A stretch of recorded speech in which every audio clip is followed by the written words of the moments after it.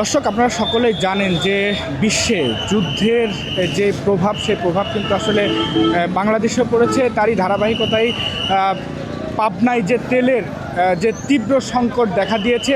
পাবনায় মোট petrol pump রয়েছে 31টির, তার মধ্যে কিন্তু বেশিরভাগ পাম্পেই তেলের যে সংকট, সেই সংকট কিন্তু সৃষ্টি হয়েছে। তো আমরা এই মুহূর্তে রয়েছি পাবনার একটি ফিলিং স্টেশনে, এনি ফিলিং স্টেশন। তো এইখানে আসলে তেলের গাড়ি কিছুক্ষণ আগে এসেছে। তো সেই গাড়িটি কিন্তু আসলে আনলোড করতেও কিন্তু যারা এখানকার মালিক কর্তৃপক্ষ রয়েছে তাদের কিন্তু সমস্যা হচ্ছে। সেই জন্য কিন্তু এই পাম্পে প্রশাসন, যারা আইন শৃঙ্খলা বাহিনীর যারা কর্মকর্তা, তারা কিন্তু এখানে এসেছেন। তো আপনারা একটু দেখতে পাচ্ছেন যে এখনকার যে পরিবেশটা, এইটা কিন্তু আসলে বাইকার যারা রয়েছেন তারা কিন্তু আসলে যত্রতত্রভাবে আসলে এইখানে এই পাম্পে তারা এসেছেন এবং কি তেল নেওয়ার তারা চেষ্টা করছেন। এবং আইন শৃঙ্খলা বাহিনীর সদস্যরা তারাও কিন্তু আসলে কাজ করার চেষ্টা করছেন। তো আমরা এই মুহূর্তে একটু কথা বলতে চাই ঈশ্বরদী সার্কেলের অতিরিক্ত পুলিশ সুপার প্রণব কুমারের সঙ্গে। তো আমরা একটু জানবো যে আমরা দেখেছি যে বিশেষ করে পাবনা সহ ঈশ্বরদীতে যে তেলের যে সংকটটি ছিল এবং আপনারা চেষ্টা করেছেন যে তেলের এই সংকট নিরসনের জন্য। তো আসলে আইন শৃঙ্খলা পরিস্থিতি এবং আজকে যারা এখানে এসেছেন আমরা দেখেছি যে আপনারা অভিযান পরিচালনার জন্য এসেছেন। তো আপনাদের সর্বশেষটা আমরা একটু জানতে চাই। আসলে আমরা এখন যে ফিলিং স্টেশনে অবস্থান করছি, এটা বেশ কয়েকদিন থেকে বন্ধ ছিল। আজকে ঈদের পরে প্রথম তেল আসছে। তবে এখানে তেল দেওয়া হবে এই কথা শুনে অনেক দীর্ঘ লাইন হয়ে গেছে মোটরসাইকেল এবং গাড়ির। কিন্তু যে পরিমাণ তেল আসার কথা তার চাইতে অনেক কম আসছে। অর্থাৎ যে পরিমাণ উপস্থিতি আছে, এখানে গ্রাহক আছে, তাদের চাহিদা অনুযায়ী এখান থেকে তেল দেওয়া সম্ভব হবে না। এই কারণে আমরা আসছি যাতে যতটুকু আছে ততটুকু সঠিকভাবে সুশৃঙ্খলভাবে বন্টন করা যায়। এক্ষেত্রে আমরা কিছু কৌশল অবলম্বন করেছি। যে সকল মোটরসাইকেল বা গাড়ির কাগজপত্র ঠিক নেই, আমরা তাদেরকে নিরুৎসাহিত করছি দেওয়ার জন্য, তাদেরকে চলে যাওয়ার জন্য বলছি। আর যাদের কাগজপত্র ঠিক আছে তারা যাতে পায়, তার সেটা নিশ্চিত করার জন্য আমরা ফিলিং স্টেশনের ম্যানেজারকে বলেছি। আসলে শুনছিলেন যে এইখানের যিনি ঈশ্বরদী সার্কেলের অতিরিক্ত পুলিশ সুপার, তিনি কিন্তু আসলে বেশ কিছু কৌশল অবলম্বন করেছেন এবং আমরা দেখছি এবং আমরা কিছু বাইকারদের সঙ্গে কথা বলবো। আসলে আপনাদের যে তেলের সংকট, তো আপনাদের কেমন ভোগান্তি হচ্ছে?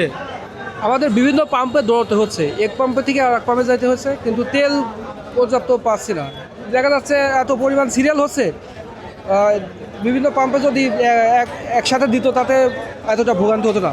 সব পাম্পে একসাথে দিচ্ছে না, এক এক পাম্পে এক এক দিন দিচ্ছে, যার কারণে ভিড়টা লেগেই আছে। তো আমরা একটু সিন্ডিকেটটা আসলে সুযোগ করে দিচ্ছে, তারা সিন্ডিকেটটা আসলে এরা আসলে তেল মজুত করে ফেলছে এমনটা হওয়ার কারণে। তো আমরা একটু আরেকজনের কাছে একটু শুনবো যে আসলে মানে আপনি কতক্ষণ আসছেন এবং কাঙ্ক্ষিত তেল পাচ্ছেন কিনা।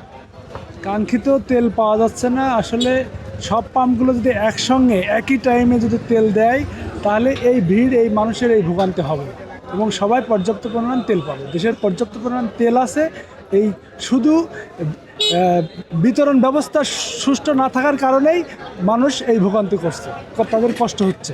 দর্শক, আমরা কিন্তু কথা বলছি এখানে যারা মোটরসাইকেল নিয়ে পাম্পে এসেছেন তাদের সঙ্গে। তো আমরা একটু আপনার সঙ্গে একটু কথা বলবো যে আসলে মানে আপনাদের কেমন ভোগান্তি হচ্ছে এবং আপনাদের যে চাহিদা অনুযায়ী সেই তেল কি আপনারা পাচ্ছেন কিনা।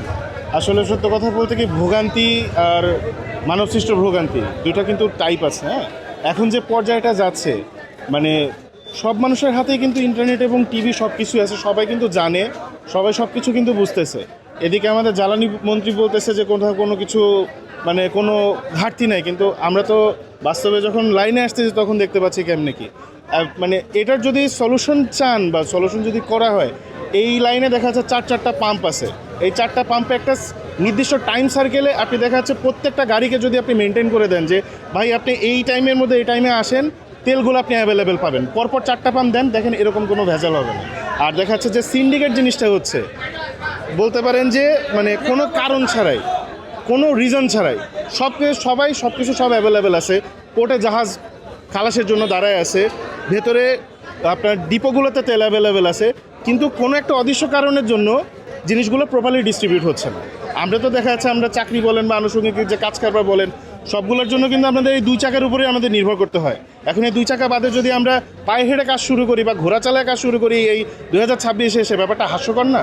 ব্যাপারটা কিন্তু আসলে হাস্যকর। কিন্তু এই জিনিসটা যদি সমাধান করতে হয় তাইলে আপনার এই সিন্ডিকেটটাকে ব্রেকডাউন করেন। সিন্ডিকেটটা ব্রেকডাউন করে যেই লাইনে আছে সেই লাইনগুলোতে প্রপারলি টাইম ফ্রেম অনুযায়ী আপনি জিনিসগুলো ডিস্ট্রিবিউট করেন, তাহলে দেখেন এই ঝামেলাগুলো আর তো হবে না। আসলে শুনছিলেন যে বিশেষ করে আমরা দেখেছি যে ঈশ্বরদী কিন্তু একটি গুরুত্বপূর্ণ উপজেলা, আর এই উপজেলাতে কিন্তু রূপপুর যে পারমাণবিক বিদ্যুৎ প্রকল্প রয়েছে সেই বিদ্যুৎ প্রকল্পের গাড়িগুলো কিন্তু আসলে এখানে চলছে। পাশাপাশি কিন্তু পাবনায় মোট ফিলিং স্টেশন রয়েছে 31টি, আর এই 31টি পাম্পেই কিন্তু ধারাবাহিকভাবে তেল সরবরাহ করা হচ্ছে এবং সরবরাহ পরে কিন্তু আসলে নিয়মমাফিক তেল দেওয়া হচ্ছে। তারপরেও যারা বাইকাররা রয়েছেন তারাও কিন্তু বিভিন্ন অভিযোগ করছেন যে যারা পাম্প মালিক রয়েছে তারা এখানে বিভিন্ন সিন্ডিকেট করছে এবং কি বিভিন্ন সময় আসলে বোতল এবং তেলের ড্রামে কিন্তু আসলে তেল দেওয়া হচ্ছে। তো এই পাবনার এই তেল পাম্প থেকে আপনারা দেখছিলেন, এই পর্যন্তই ছিল আমার কাছে সর্বশেষ খবর।